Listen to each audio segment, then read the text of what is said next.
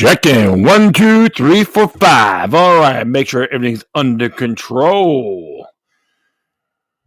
Cool, man. And let it begin.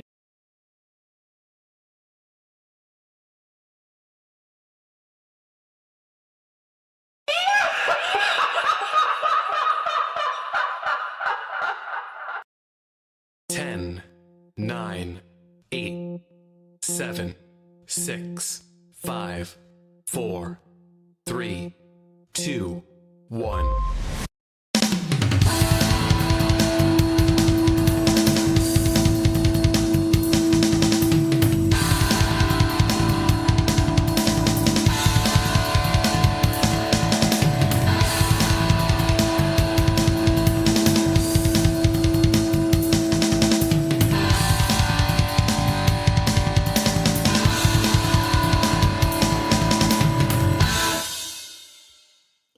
Greetings, my fellow freedom loving sovereign thinkers. Thank you for tuning to LL3 Podcast. My name is Craig, transmitting from the beautiful realms of planet Earth.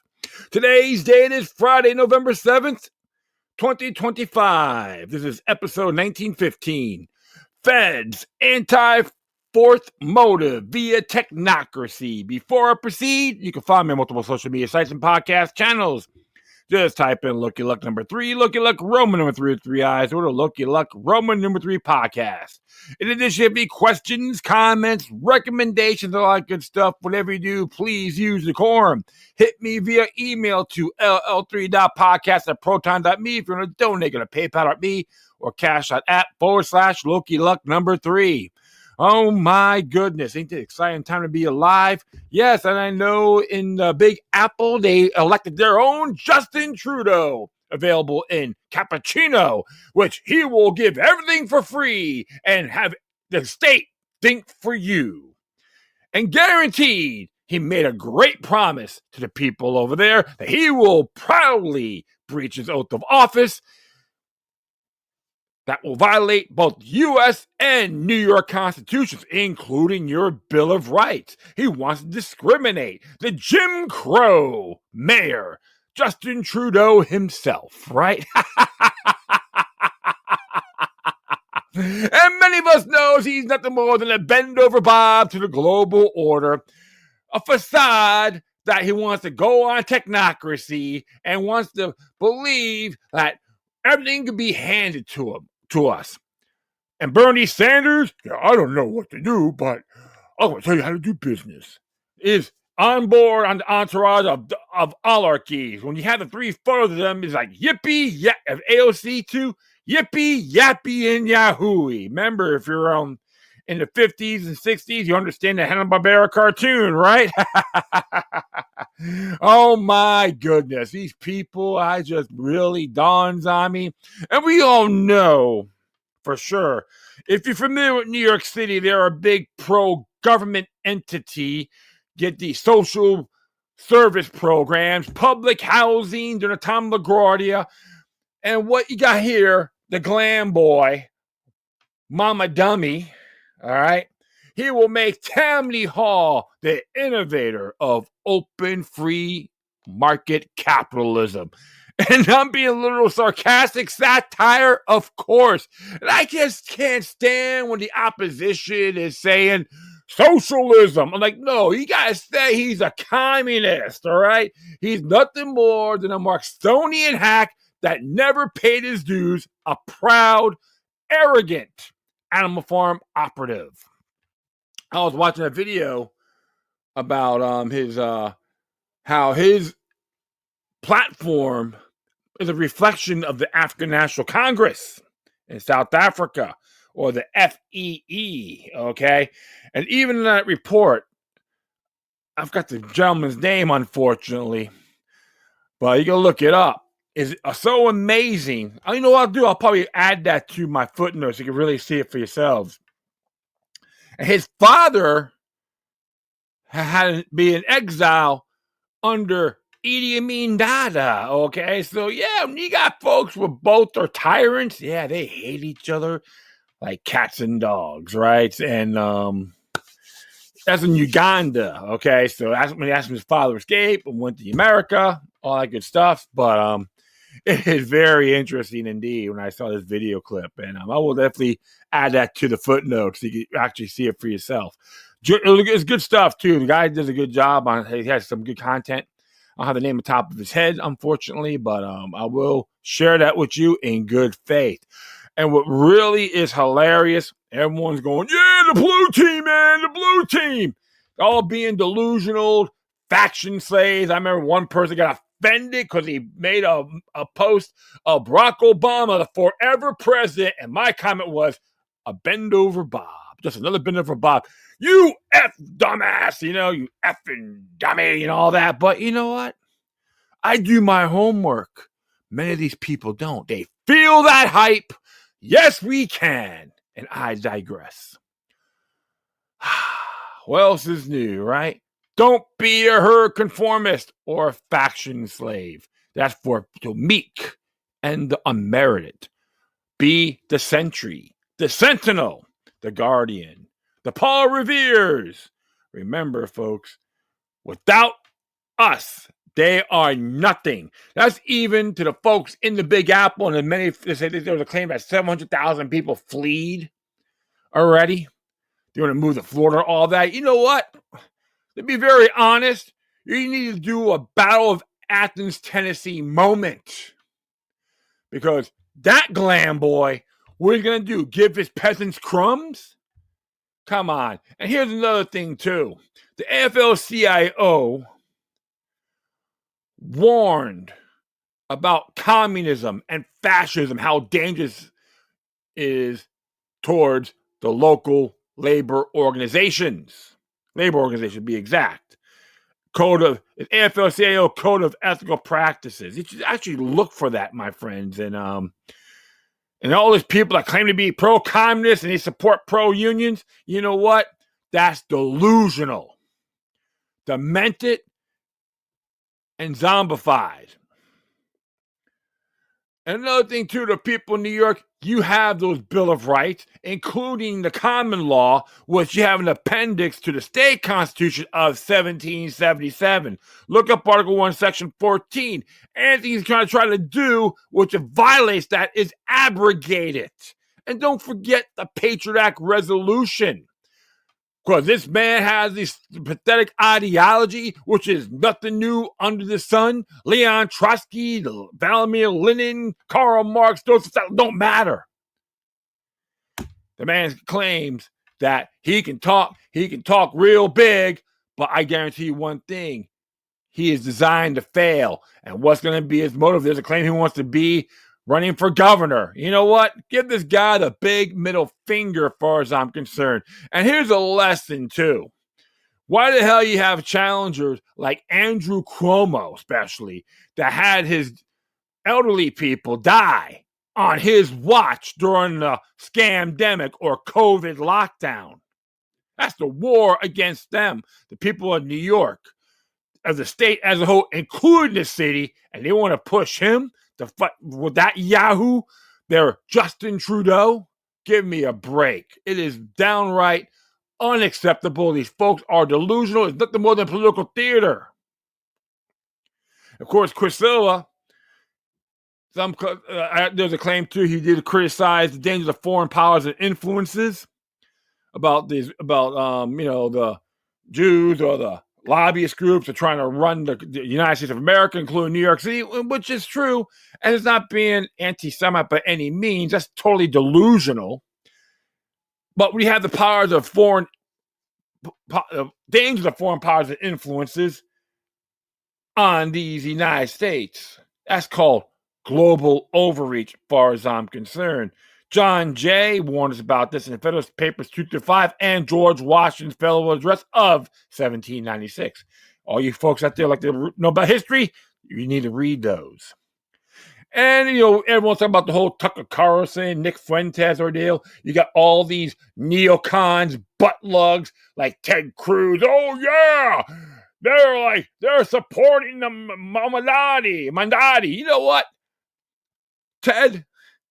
You're nothing more than a neocon fraud, and you decided to run for president, which is totally illegal. You're just another Latino Barack Obama, allegedly speaking, right? Because there are a lot of claims from Kenya, but you admit you were born in Edmonton, Alberta, Canada, and you still want to run for president at that time. You got nothing to say, young man. You're just like Charles Schumer, a chump, based on those attributes of what you addressed. And I don't care if you're a lawyer or guy, I don't mean diddly squat. Look, like this, friends. When government knows best, it turns to manure. It's self-explanatory. This is why, as Americans, we should never, ever trust the government. And we all know what's going on with the whole illegal aliens ordeal.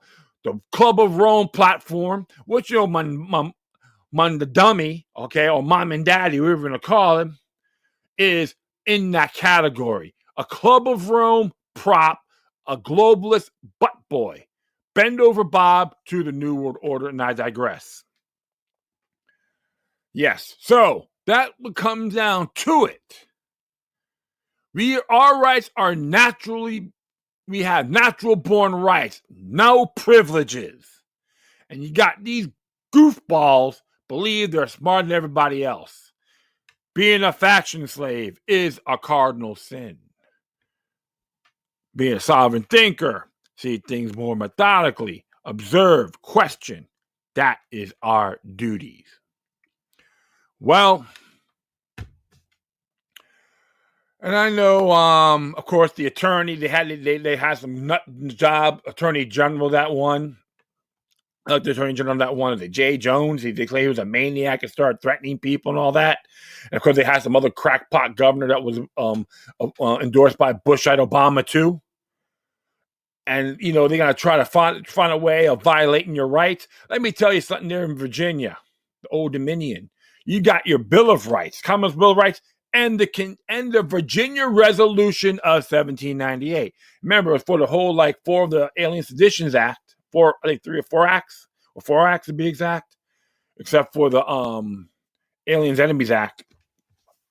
It's still relevant today. And I use that. I've always used that, even when it came to they were trying to violate your right to keep and bear arms. Okay, always utilize the state resolution of 1798. It is relevant today.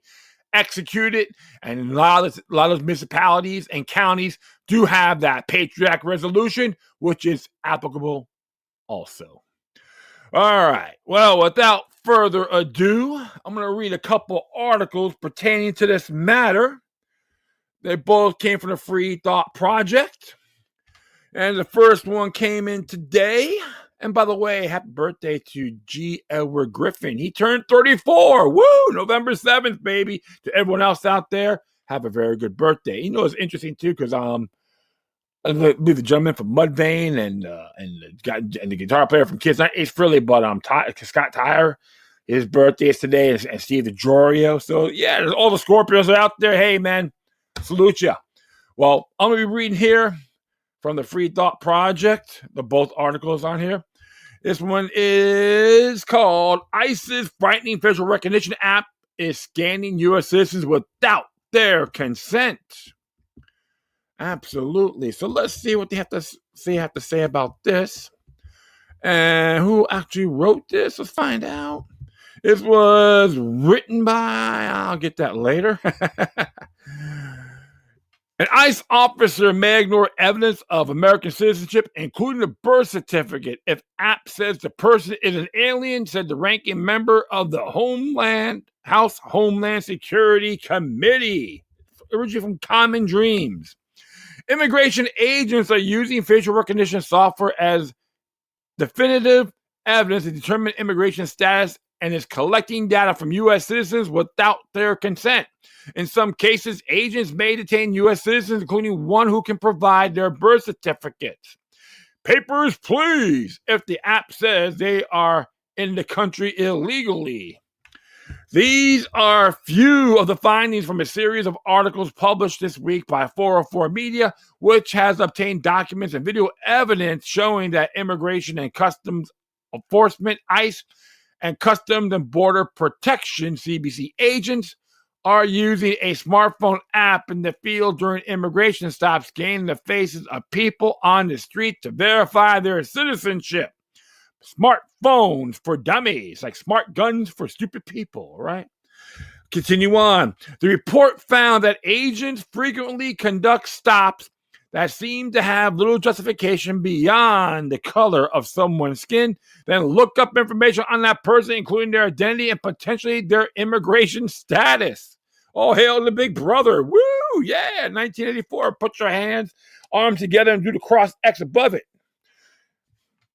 While it's not clear what application agencies are using, 404 reported that ICE is using an app called Mobile Fortify that allow ICE to simply point a camera at a person on the street. Photos are then compared with a bank of more than 200 million images and dozens of government databases to determine info about the person, including their name, date of birth, nationality, and information about their immigration status. I'm gonna have to look for that app. see what they call about me. He's an illegal alien, a possible Arab, right? But I'm just being sarcastic. But like, hey, kind of sort of is the only way, right? On Friday, 404 published an internal document from the Department of Homeland Security, which stated that ICE does not provide the opportunity for individuals to decline or consent to the collection and use of biometric data photographic collection. The document also states that the image of any face that agents can scan, including those of citizens, will be stored for 15 years. This day and age. Bellying up to the state's patriotic. The outlet identifies several videos that have been posted to social media of immigration officials using the technology. In one taken in Chicago, armed agents in sunglasses and face coverings are shown accosting a pair of Hispanic teenagers on bicycles, asking where they are from. The 16-year-old boy who filmed the encounter says he's from here, an American citizen, but that he only has a school ID on him. The officer tells the boys he'll be allowed to leave if he'll do a facial. Yeah, I'll do for my own good, master. The other officer then snaps a photo of him with a phone camera and asks his name. Hetero, I would say, right? In another video, also in Chicago, agents are shown surrounding the driver who declines to show his ID without asking. One officer points his phone at the man. I'm an American citizen, so leave me alone, the driver said. All right, we'll just have to verify that, the officer responds. Even if the people approached in these videos have produced identification proving their citizenship, there's no guarantee that agents would have accepted, especially if the app gave the information to the contrary. Our app supersedes those legitimate documents, even if it's the real ID. Remember the whole national ID card system after 9/11 will make you feel safe? It's nothing more than a wet dream, my friends. Now I'll continue on here. Recommended for you on Wednesday, ranking member of the House Homeland Security Committee, Representative Bernie Thompson, Democrat from Mississippi, told 404 that ICE agents will even trust the app's results over a person's government documents. Papers, please. Oh, they're invalid because our phone said so. ICE officials have told us that an apparent biometric match by Mobile Fortify is a definitive determination of a person's status, and that an ICE officer may ignore evidence of American citizenship, including a birth certificate, if the app says the person is an alien.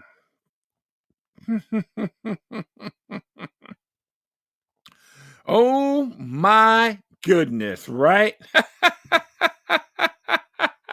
I just get a big kick out of these things, so and on the human element, I'm not too shocked on what they're doing, because remember, folks, the war on terror has always been against the people. I've been saying that for almost 24 years. That makes me a terrorist, right? Good grief. If I bend over for the state, I am a true patriot. That's what they want you to believe, right? Truth is treason beyond the truth. The truth is treason beyond the lies, right? The mountain of lies. Oh my goodness. I just really get a hold of this. I'm just typing this in about the whole Mobile Fortify. I'm just real curious about this app However, I'm going to continue on here.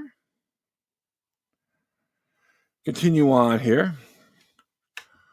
is despite the fact that as Nathan Freed Wessler, Deputy Director of the ACLU Speech Privacy Technology Project, told 404 face recognition technology is notoriously unreliable, frequently generating false matches, and resulting in a number of known wrongful arrests across the country. And what's interesting about that, I'm glad he put that out there. It brought up because something like this occurred even with surveillance cameras at bank robbers, and they said, oh, this person did it, and they found out the recognition isn't accurate. So I'll continue on. Thompson said, ICE using a mobile biometrics app in ways its developers at CBP never intended or tested is a frightened, repugnant, and unconstitutional tax on American rights and freedoms. According to an investigation published in October by ProPublica, more than 170 U.S. citizens have been detained by immigration agents, often in squalid conditions, since President Donald Trump returned to office in January. Many of these cases, these individuals have been detained because agents wrongly claimed the documents proving their citizenship are false. During a press conference this week, Homeland Security Secretary Kristi Noem denied this reality, saying that no American citizens have been arrested or detained as part of Trump's mass deportation crusade. We focus on those who are here illegally, she said. But as DHS's internal documents explain, facial recognition software is necessary in the first place because ICE agents do not know an individual's citizenship at the time of the initial encounter. David Baer, the director of immigration studies at the Cato Institute, explains that the use of such technology suggests that ICE's operations are not highly targeted raids and is likes to portray, but instead random fishing expeditions. Yeah, you can really say that, to be very frank, because one thing I know for sure, based on past history, when it comes to these gadgets, all right? There are times, I remember they did the speed guns, okay? And they used to target people, and it's been proven time and time again they are not as accurate. And it happened in Florida, by the way, many years ago. I think in the early 80s. So the lawyer had something stand there, put the speed gun on him, and it was going 65 miles an hour, still standing there. So what he had to do is actually train them how to use it correctly, not just point and that's it. So just something like this is very similar. And that's what dawns on me. It reminds me of all these great gadgets. Remember, they all have flaws. It's just part of human nature. And if you're going to rely on this, it's nothing more than a wet dream. And I just like scratch my head when I hear all these assumptions and so forth. And I'm not too surprised. Kristi Noem, they can say whatever they want, but it doesn't matter who's in there. They want to make themselves sound pristine and damage control. Kristi Noem, you got that glamour scum. What's his name? Oh shoot, he's that chump from Cuba, but lived in Beverly Hills. He's he's a real piece of work. Oh man, I'll probably after the show I'll probably remember his name, but it's just like her predecessor. I was never not impressed with that idiot as well, but gotta be vigilant, folks, and the only way to do it is to defend our Bill of Rights, U.S. Bill of Rights culture. If we're at war, just let everyone know.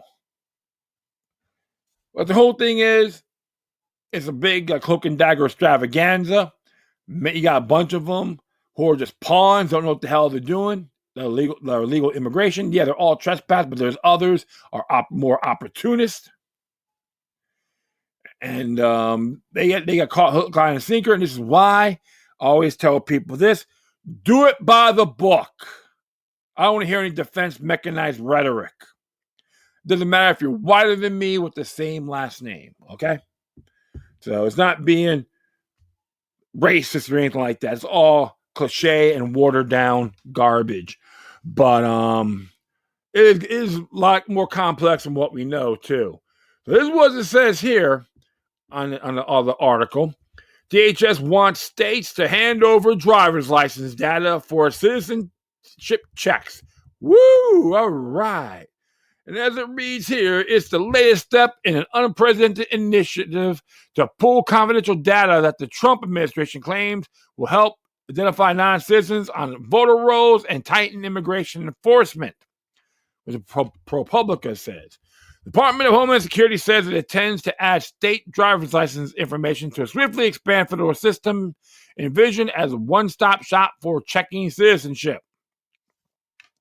The plan outlined in a public notice posted Thursday is the latest step in an unprecedented Trump administration initiative to pull confidential data from varied sources that it claims will help identify non-citizens on voters' roll, tighten immigration enforcement, and expose public benefit fraud. According to emails obtained by ProPublica and the Texas Tribune, DHS approached Texas officials in June about a pilot program to add the state's driver's license data, but it's not clear if the state participated. Earlier this year, DHS added millions of American Social Security data to the Systematic Alien Verification for Entitlements, or SAVE system, allowing officials to use the tool to conduct bulk searches of voter rolls for the first time. According to the document filed Thursday, SAVE also recently expanded to include passport and visa information. Incorporating driver's license information will allow election officials whose roll don't include voters' Social Security numbers to conduct bulk searches by driver's license number. Ultimately, the system will link these two critical identifiers for the purpose of citizenship checks, as Michael Morse, a professor at the University of Pennsylvania. It is the key that unlocks everything, Morse said. State driver's license databases often included a variety of sensitive information on drivers, include a place of birth, passport number, biometrics, address, email, and employment information, said Claire Jeffrey, the spokesperson for the American Association for Motor Vehicles Administration. Yeah, so what's going to be next year? Sperm count, penis print, egg print? Come on, folks. Vagina print? Egg count, vagina print? I digress. This is getting really acidine, right? Beyond the privacy concerns this creates, using driver's license numbers in SAVE could lead to citizens being wrongly flagged as non-citizens, said Rachel O'Ray, director of the Elections Project at the Bipartisan Policy Center. Driver's license numbers are sometimes reused, and people can have licenses in multiple states. Also, if SAVE isn't linked to live versions of state driver's license databases, the information in the system will be outdated. This could have far-reaching consequences for voter access and public trust if inaccurate data were used to question eligibility or citizenship, O'Ray said. DHS says in the notice that linking to driver's license data, which it calls the most widely used form of identification, will allow SAVE to match against other sources to verify immigration status and U.S. citizenship, which will improve accuracy and efficiency for SAVE user agencies. The department did not respond to questions about the expansion. Until this year, SAVE was mostly used to check individual immigrants' citizenship status when they applied for public benefits. DHS said the aim in expanding the system was to enable election officials to check voter rolls en masse, but the agency's data sharing agreement with the Social Security Administration, as well as Thursday's disclosure, make clear that DHS and other agencies can use SAVE for other purposes, including for immigration enforcement investigations. Information uploaded into the system by state and local election officials and other users will be saved and may be shared with other DHS components that have a need to know of the information to carry out their national security, law enforcement, immigration, intelligence, or other homeland security functions, the notice explains. Recommended for you, advocacy groups have sued the federal government claiming the pooling of data in SAVE violates the Privacy Act, which is meant to prevent misuse of private data. In filings, the government has said that the Illegal Immigration Reform and Immigrant Responsibility Act of 1996 explicitly allows information sharing to verify citizenship status, and that DHS would exercise caution in flagging voters as potential non-citizens. Some privacy lawyers call DHS move to add driver's license information as more evidence of federal overreach. The administration wants to get as much data as it can. However, it can whenever it can, said Justin Levitt, a law professor at Loyola Marymount University. The DHS notice, known as the System of Records Notice, allows for public comment on several aspects of SAVE's expansion, including some already completed. Typically, such notices are filed with agencies' proposed changes to federal systems, and the comments are meant to inform how officials go forward. That didn't happen in this case. In June, email records show DHS asked the Texas Department of Public Safety, which issues driver's license ID cards, to partner on a pilot program to add its data to SAVE. Timothy Benz of U.S. Citizenship and Immigration Services, a branch of DHS that oversees SAVE, wrote that the planned expansion was part of the evolution of SAVE into a one-stop shop for all election agencies' verification needs. That will require collaboration with each state's DL agency in order for us to query those DL records in order to provide that information to the querying election agency, Benz wrote. Rebecca Hibbs, a supervisor in the Texas Department of Public Safety's driver's license division, replied that DPS is always happy to support the SAVE tool and agreed to talk again with USCIS. It is not clear what happened next. In response to questions from ProPublica and the Tribune, DPS spokesman Sheridan Nolan said the department does not have any ongoing projects with USCIS related to driver record information for registered voters, nor have we been asked to provide that information. She did not answer questions about whether DPS have given any data to USCIS.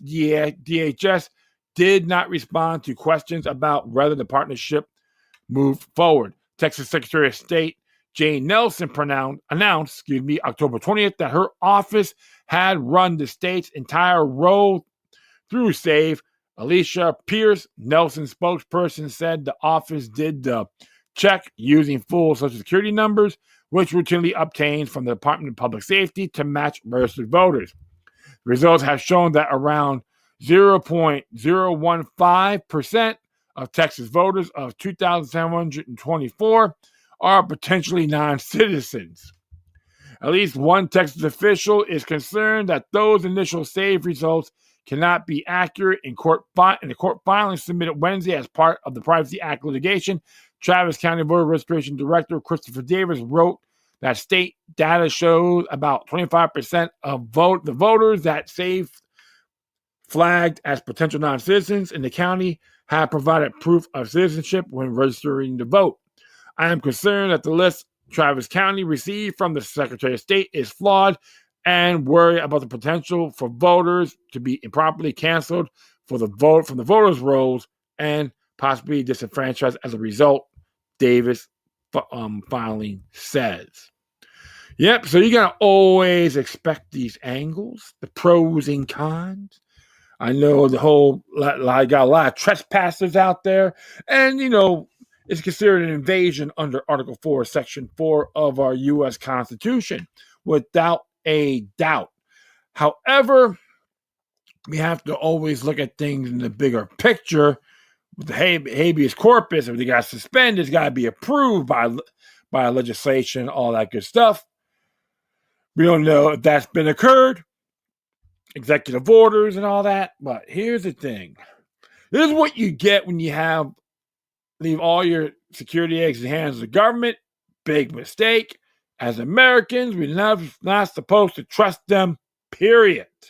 Not being anti-American, or you can say being an enemy of the state. Because remember, government are the most heinous criminals in human history. And of course, you got folks out there that want these open borders, have all illegal aliens hang out what they want, but they don't want to come into their house, of course. That's part of the Club of Rome problem. Okay, they want everything to 10 regions of the world.